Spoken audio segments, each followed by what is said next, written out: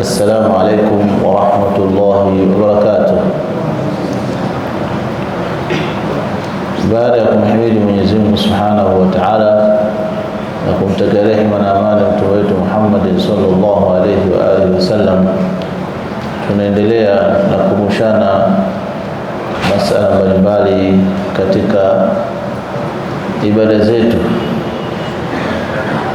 kwa kuwa ni mnasaba unaoendana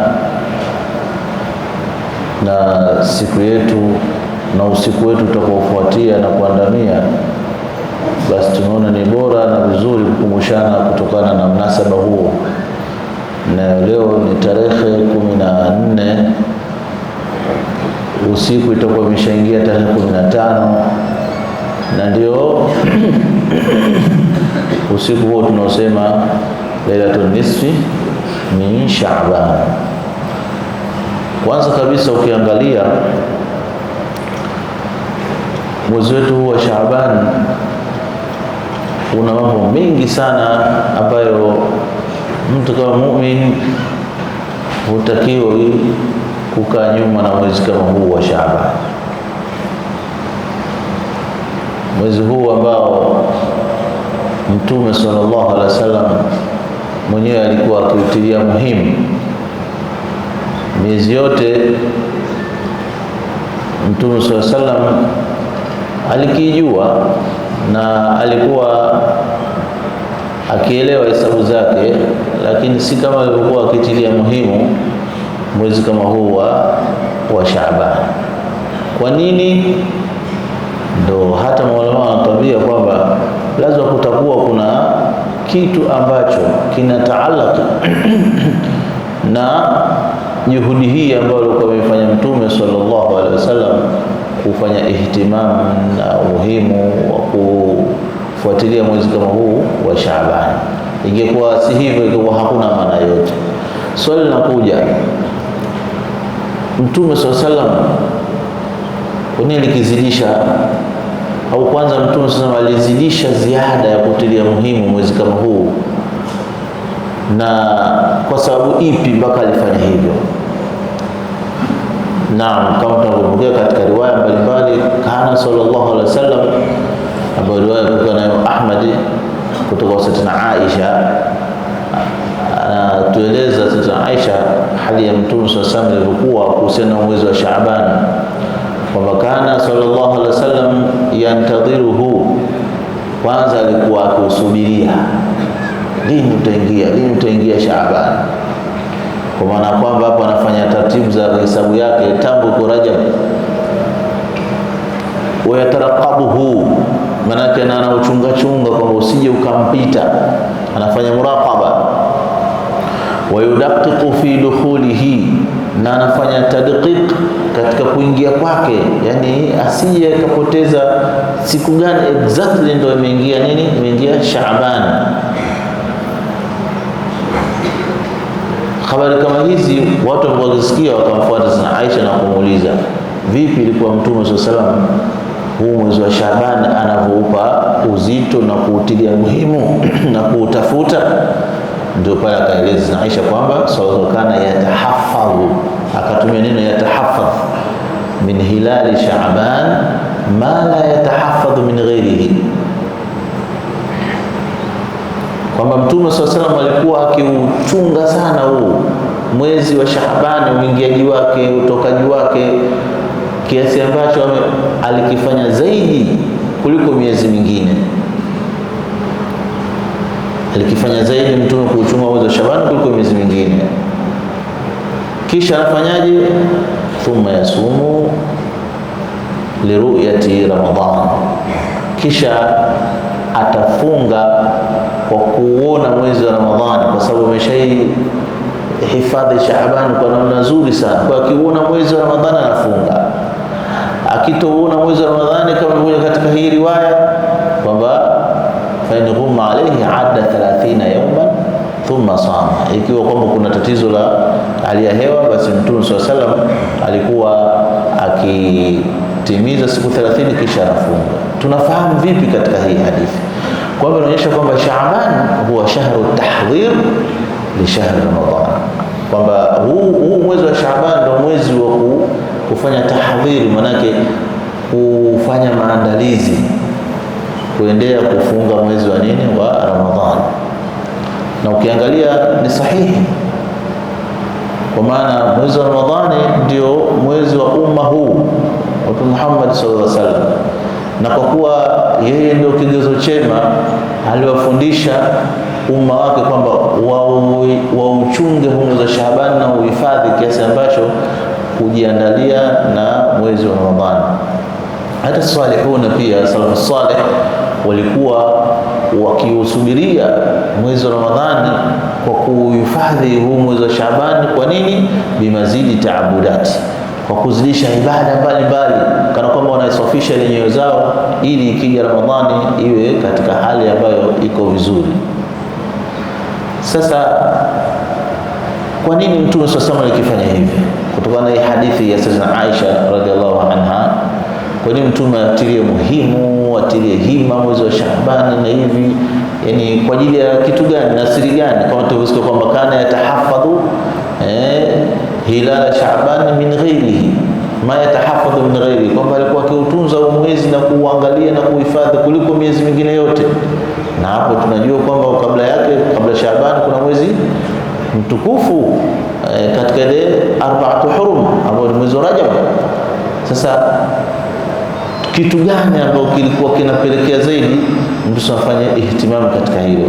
Maulama wakatambia kutokana na hadithi ambayo yadullu amrayn, inajulisha vitu viwili. Kwanza, umuhimu ahamiyatu shahr inda Rasulullah, ule umuhimu wa mwezi wa Shaaban kwa nani? Kwa Mtume sallallahu alaihi wasallam. Mtume sallallahu, kitu ambacho tukifanya muhimu na sisi tukifanya muhimu, ahamiyatu shahri Shaaban, ule umuhimu wa shahr ya Shaaban tunajifunza kutoka katika hadithi, kama Mtume alikuwa akifanya hima sana na kujua. Sio kama sisi leo unaweza ukaingia mwezi na kutoka hata tuna habari. Sasa tukashahifadhi akili mwake, bwana Ramadhani itakuwa Februari 18 19, basi ana habari tena, kwa sababu kashahifadhi tarehe tu ya mwezi. Tofauti Mtume sallallahu alaihi wasallam alikuwa kupa muhimu mwezi kama huu. Na jambo la pili ni kwamba kulikuwa kuna vipengele Mtume sallallahu alaihi wasallam anavitaka ndani ya mwezi kama huu. Kuna matukio Mtume alikuwa akiyaendea mbio mwezi kama huu, ndio maana kuona kwamba yatahafadhu min hilali Shaabana ma lam yatahafadhu min ghairihi, kwamba alikuhifadhi mwezi wa Shaaban muandamo wake kuliko miezi mingine, kwa sababu kuna vitu ndani. Maulama wakatambia laula wujudu lailati muayyana, mfano kwamba ingekuwa haujapatikana labda katika huu mwezi usiku ule muayyana au yawm muayyana au siku ambayo yenye kuainika, ambazo ndani yake zinapatikana bitartibi raqami, yani kwa kuhesabu siku, ma kana hadha tahaffudhu wa taraqubu bishidda hakadha min Rasulullah maana, kwamba wakasema kwamba isingekuwa basi huku hifadhi kwake Mtume sallallahu alaihi wasallam kuuchunga mwezi wa Shaaban kwa kiwango kikali sana, kwa kiwango kikubwa sana, kwa mtu hakuna maana, kwa kwamba kuna kitu maalum Mtume alikuwa akikitafuta. Kwa sababu kama vile tunavyowekewa kuna siku ya Jumatatu, kuna siku ya Jumanne, kuna Alhamisi, kwa ndani yake kuna majambo yamewekwa kwa kujua hizo siku ndo naendea ile majambo na kuyatekeleza. Basi hivyo Mtume sallallahu alaihi wasallam alijua kwamba katika huu mwezi, yani tunajulishwa kwa nini Mtume sallallahu alaihi wasallam nikihifadhi zaidi kwamba kuna majambo makubwa ndani ya huu mwezi wa Shaaban na watu hawana habari nayo. Sasa kutokana na hilo ndio maana Mtume sallallahu alaihi wasallam alikuwa akiupatiliza mwezi kama pia kwa kufunga. Maulama akasema kulisitisha, angalia ya saumu ya Mtume sasa katika mwezi, ilikuwa kuna wakati kulahu anafunga mwezi mzima, kuna wakati muadhamahu, yani siku nyingi yake, kuna wakati ikitokezea alikuwa anachachesha, haonekani kwamba kufunga la nini, kwa kwamba kuna hali alikuwa anazitafuta ndani ya mwezi huu wa nini wa Shaaban. Hata katika riwaya iliyokuja ambayo iko katika Musnad Imam Ahmad wa isnadi jayyid kwamba Mtume sallallahu alaihi wasallam, Aisha anatuambia lam yakun,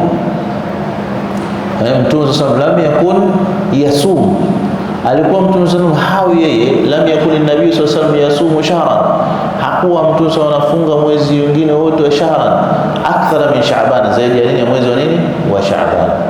Fa innahu kana yasumu Sha'ban kullahu, katika riwaya kuja kwamba alikuwa funga mwezi wa Sha'ban wote. Ummu Salama na hivyo hivyo anatuambia annahu lam yakun yasum sallallahu alaihi wasallam min as-sana shahran taman illa Sha'ban bi sulati bi Ramadan, yasiluhu bi Ramadan, kwamba miezi yote iliyobakia Mtume sallallahu alaihi wasallam hakuwa anafunga mwezi zaidi, akthara manake zaidi, au taman, akafunga timilifu kama ulivyokuwa mwezi wa Shaaban, na mara nyingine anaunganisha na Ramadhani, kuonyesha kwamba nini, kuonyesha huu mwezi ulikuwa una jambo maalum, ndio Mtume alikuwa akiandalia, akifanya ihtimam.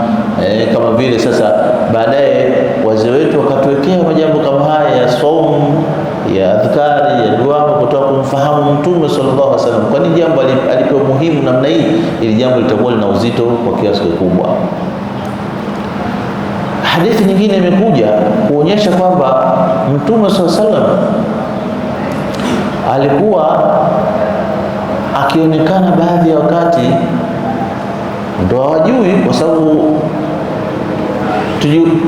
kama wale wanavyosema Mtume sallallahu alaihi wasallam hakutoa habari kwamba fungeni siku ya Alhamisi au fungeni siku ya Jumatatu, na wala hakutoa habari fungeni Shaaban wala fungeni nisfu min Shaaban, hakutoa habari hiyo, lakini alikifanya yeye, tofauti kwenye Arafa, tofauti kwenye Shawwal, tofauti kwenye ayyamul bidh.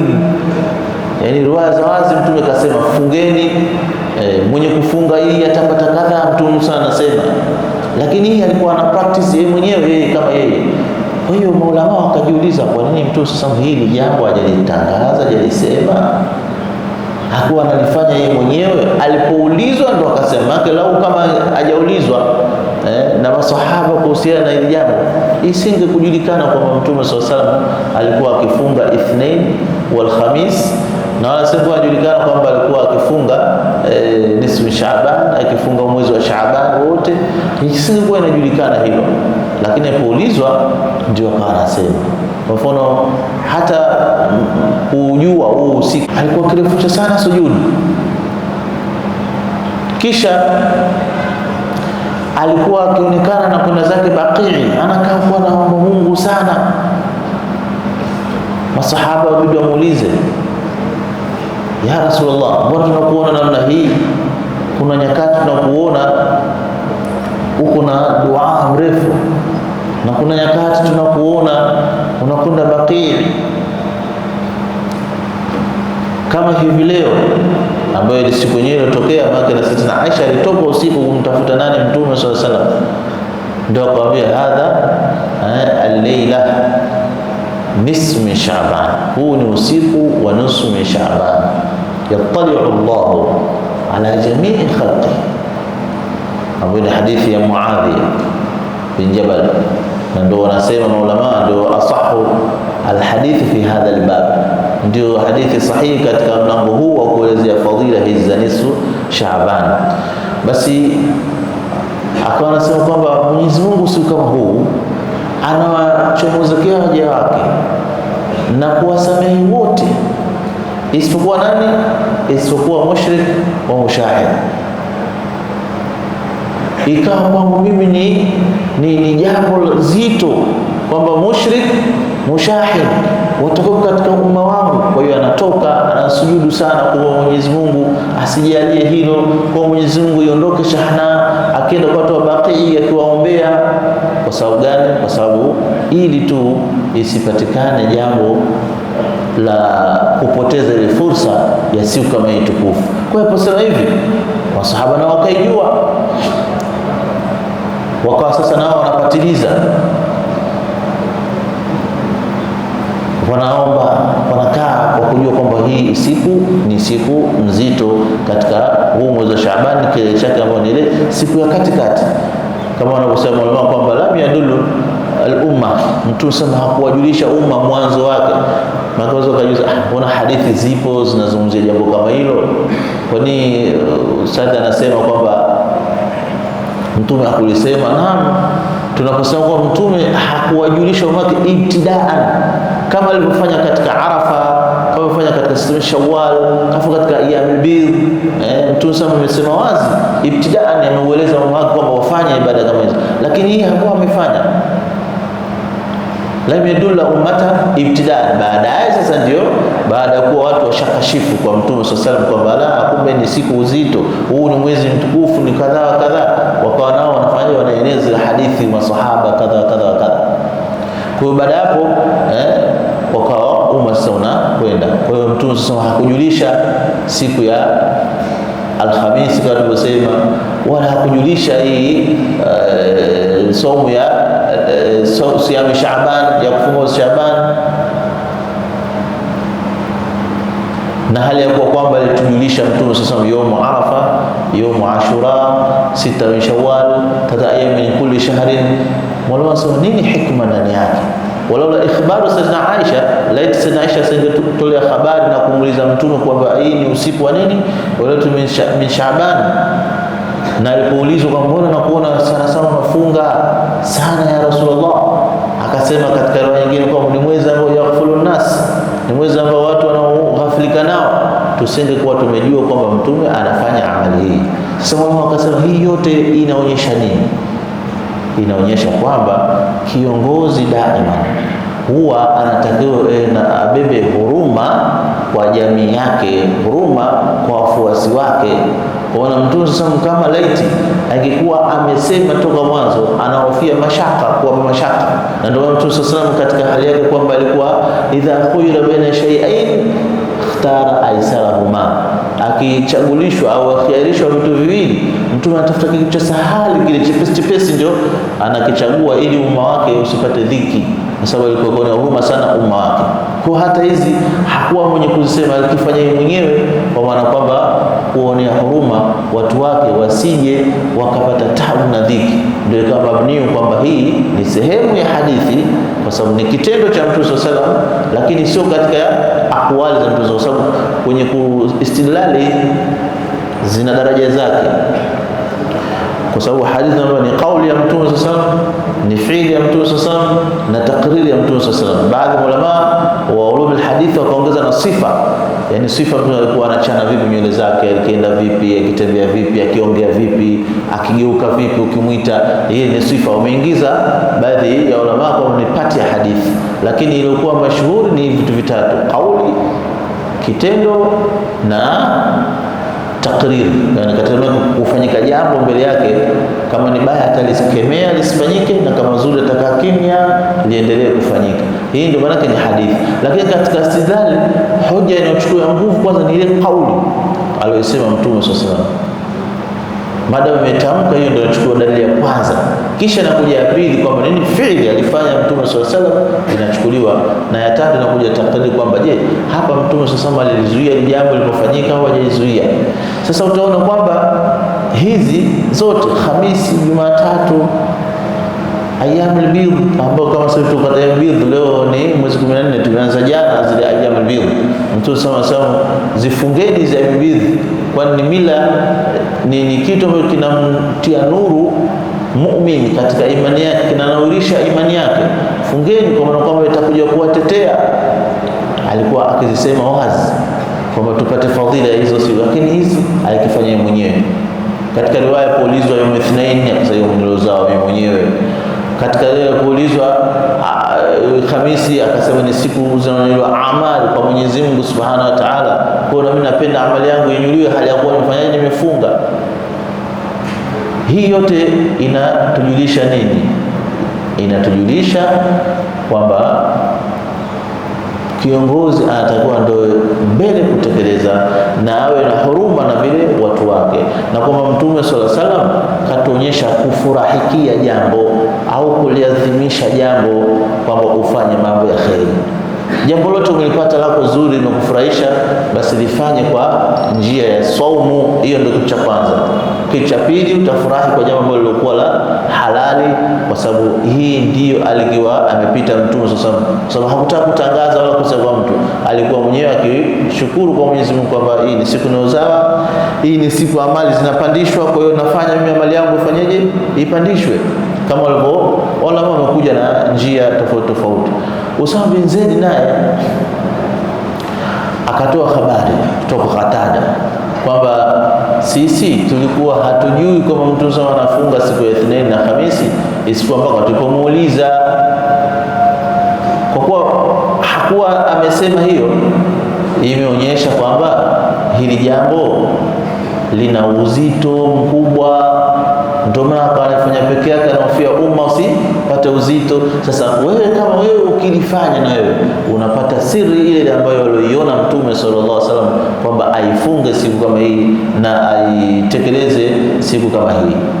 Kwa hiyo usiku kama huu ambao leo ndio itakuwa usiku wake, ni usiku ambao katika misiku dua zetu zinajibiwa kwa ukaribu, kwa maana hata Mtume sallallahu alitoka usiku kwenda Baqi. Siku nyingine zote zipo alionekana kizuru kama kawaida, lakini alitoka usiku. Ndio maana unajua kuna matnul hadith, kuna matn hadithi ile tunasema labda ni maneno, maelezo ya ile hadithi, alafu kuna kuifanyisha kazi ile hadithi na kuitumia fahamu yake, tuitumie vipi, tufanyeje. Unaunganisha doti kwamba Mtume sallallahu alaihi wasallam hii siku ndo kasema ya nisfi Shaaban, kafocus zaidi, ana ibada nyingi sana, kafocus zaidi katika kuomba Mungu, yani kufanya dua. Kisha katoka usiku katika kufanya dua, akaenda kukaa kuombea watu.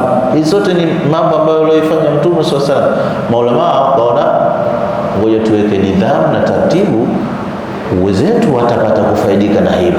Ndio zikaekwa hizi ambazo inaitwa mustahabbat, yani yale mambo ambayo istahsana ulama, wameyafanya mazuri maulama kwa watu ili waweze kuiga ile au kuifanyia kazi ile hadithi ambayo ilikuwa Mtume sallallahu alaihi wasallam. Ndio mambo haya usiku kama huu leo watu wanakusanyika wanafanya kitu cha dua, na dua jamai ina nguvu kuliko dua fardi kwa riwaya zilizokuja, kwa sababu ukifanya dua peke yako Mungu atakujibu kama wewe.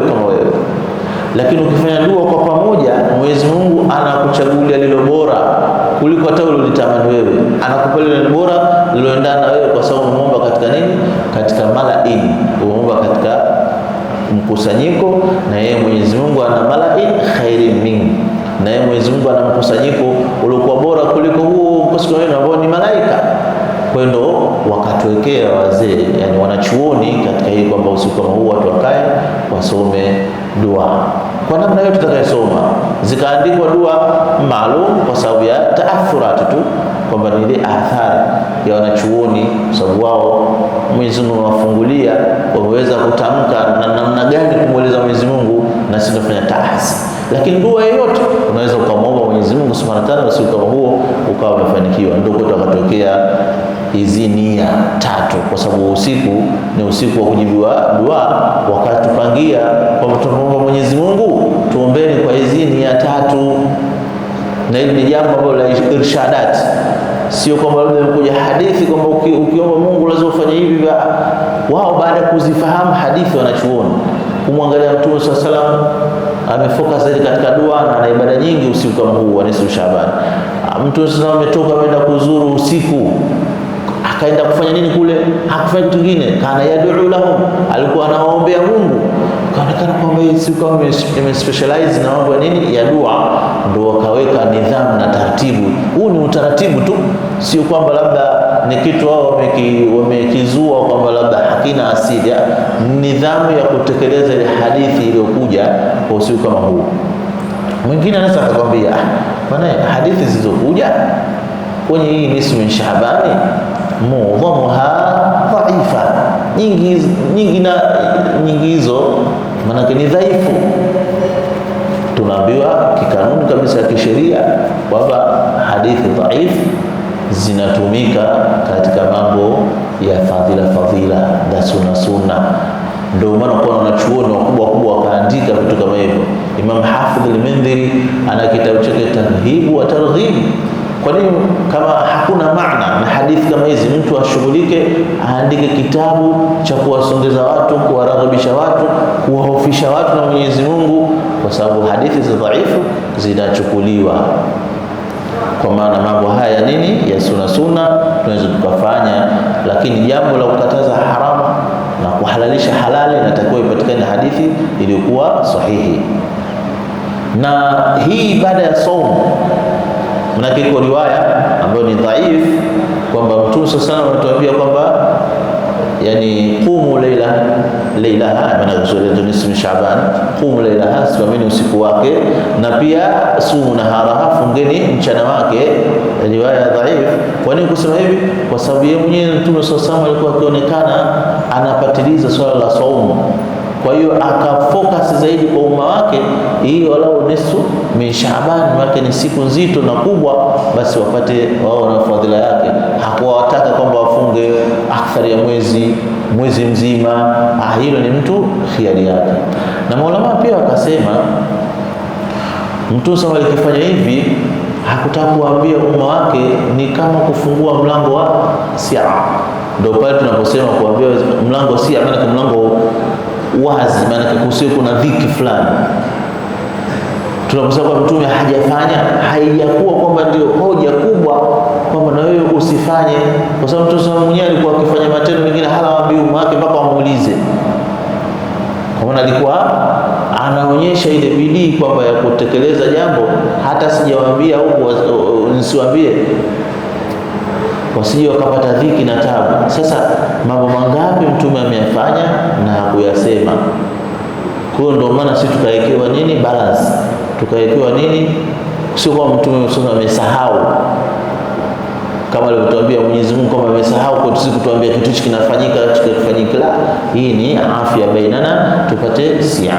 Kwa hiyo Mtume sasa kaonekana anafunga sana mwezi kama huu, na hii somo ni ibada inayosemwa sana kwa sababu ndio ibada inaolainisha mioyo yetu.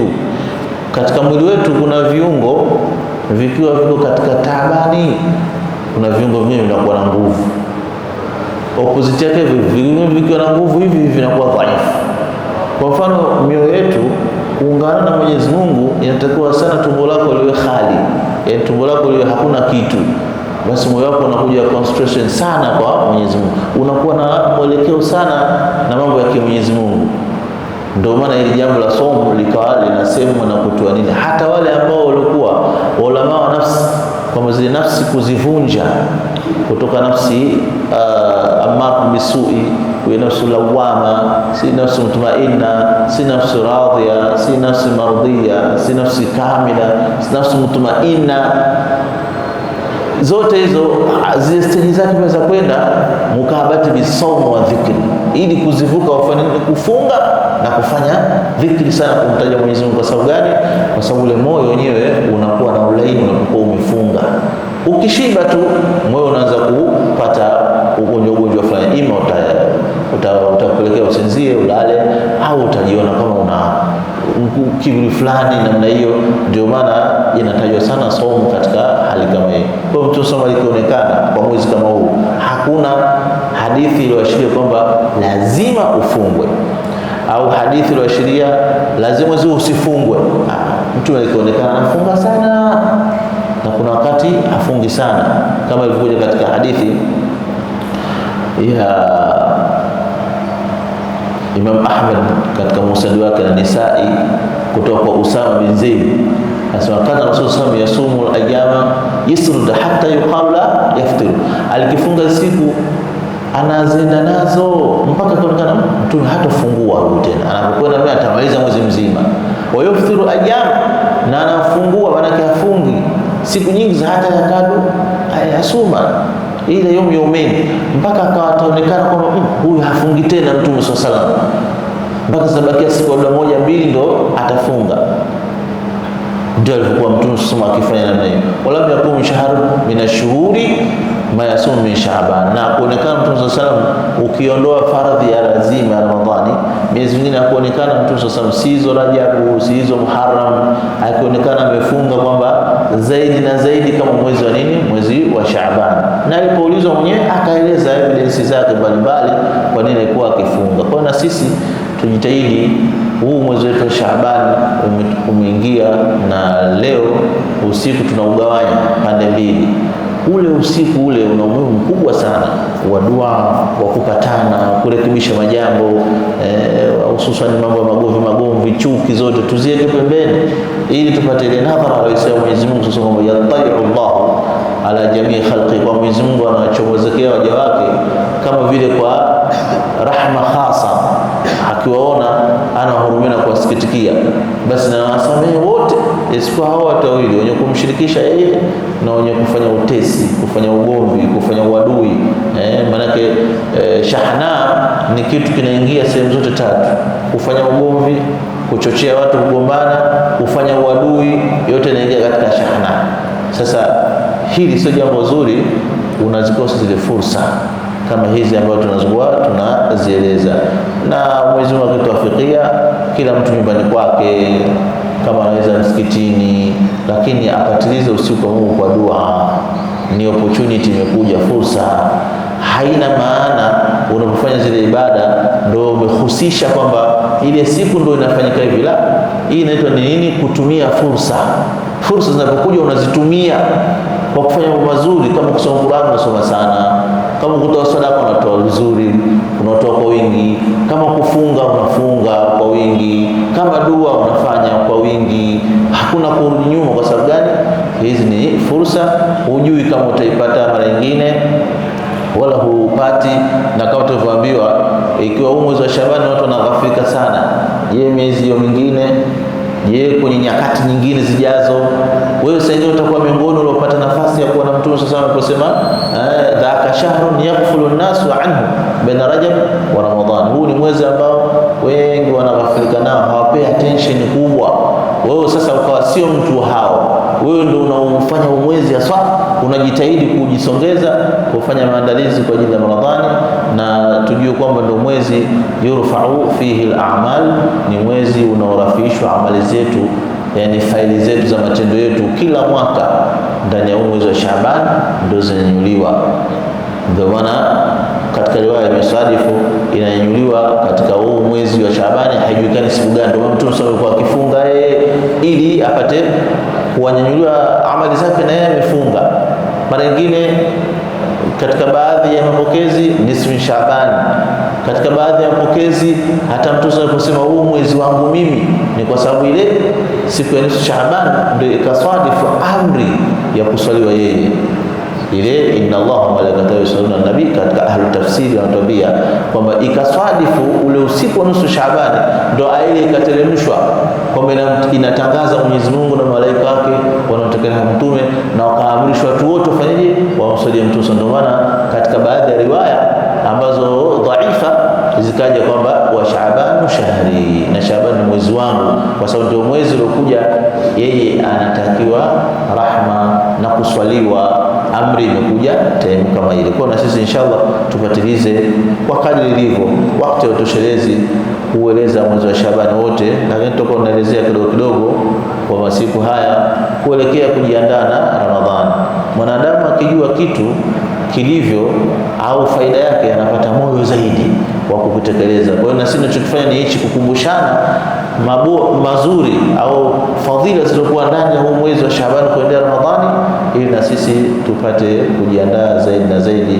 Kama Mwenyezi Mungu atatufikia inshallah, mwezi wa Ramadhani ambao yastamuna qawla fa yattuna ahsana. Allahu ta'ala alam.